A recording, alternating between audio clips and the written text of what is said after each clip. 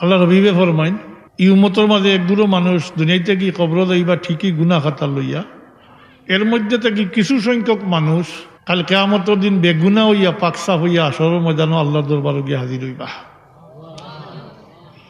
মারা যাওয়ার পরে কিছু আমল করছইনি, মাতইন না, মারা গেছেন গুনাহ খাতা লইয়া, তাইলে কাল কিয়ামতের দিন কিভাবে তাই বেগুনা হইবা?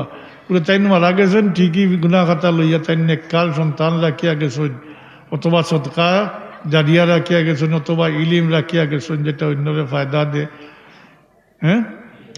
তাই এই সমস্ত মাধ্যমে তাই নেকি পাইছেন, অধিক তাই তার গুনাহ মাফ হয়েছে। একসময় বেগুনা হয়ে গেছেন, পাকসা হয়ে গেছেন, কাল হাসরের ময়দানও গিয়া বেগুনা হইয়া আল্লাহর দরবারও হাজির হইবা। বিশেষ করে নেককার সন্তানের জরিয়ায়, নেককার পাতুক আমার লোকে।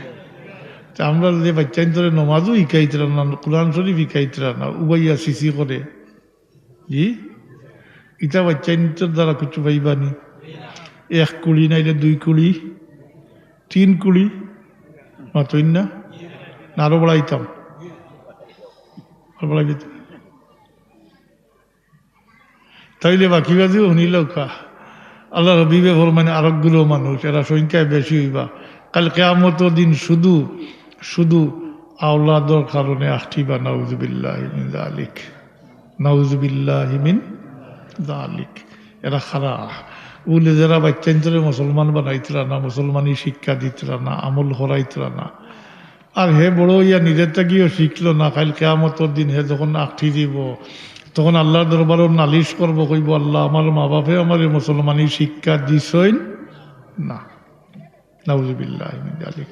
আপনার বাইয়ে নাই, আপনার বাইয়ে নাই, আপনার বেঠায় আপনারে, আপনার আওলাদে, আপনার ছেলে মেয়ে আপনারে আখটাইবা, অন্য কেউ নাই। বাইয়ে নমাজ পড়ে নাতে আপনারই জিকাই লইত নাই, বইনে নমাজ পড়ে নাতে আপনারই জিকাই লইত নাই, কিন্তু আপনার আওলাদে করে না, আপনারই জিজ্ঞাসা করা হইব, কারণ জিম্মাদার আপনি। মাতইন না তো কিলা এখন সিদ্ধান্ত নিতা আপনারা। আমি এবারে সংক্ষেপে কইছি দুইটা নিয়ে আলোচনা করলে তো লম্বা বিষয়। এখন নেককার সন্তানের ওসিলায় না জাত পাইতে হইলে আওলাদ রে মুসলমানি শিখাইয়া নেককার মানে ইয়া রাখিয়া যাইতা। জি অন্তত পক্ষে নমাজ রোজা কোরআন শরীফ পড়া, দুরূদ শরীফ, জি তসবিহ তাহলিল তা কন্যাওয়ালা যদি হয়, গরিবও হয় যদি, তো নমাজ পড়তে, রোজা রাখতে, কোরআন শরীফ তেলাওয়াত করতে, দুরূদ শরীফ পড়তে, জিকির আজকার করতে টেকার দরকার নেই না।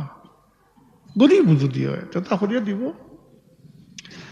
অথবা কাল কিয়ামতের দিন বাচ্চান্তর কারণে আখটিটা জবাব দিতা, দুইটাতে গিয়ে একটা বাঁচিয়া নিয়ে কোয়া মাত্র কোয়া। সিদ্ধান্ত আপনারা লুফলে যদি কইন বলে কিয়ামত কোন দিন হইব আর খানো কিতা হইব, জি এটা তো দেখাও যার না এখন। হ্যাঁ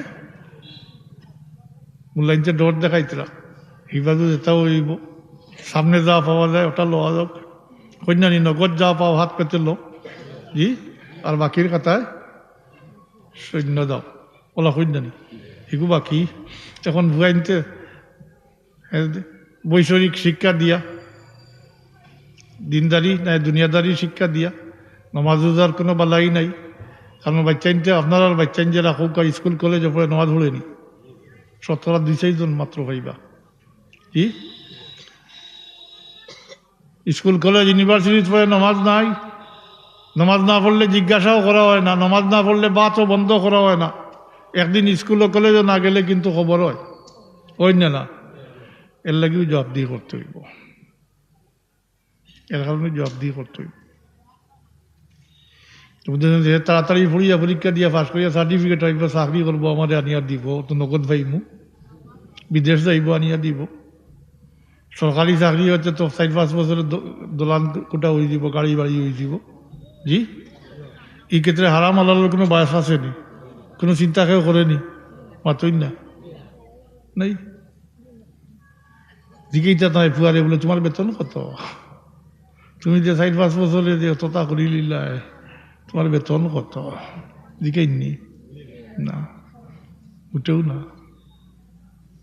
ওটাই একটাই বা ওমা আলাইনা ইল্লাল বালাগ ওয়া আখিরু দাওয়ানা আনিল হামদুলিল্লাহি রাব্বিল আলামিন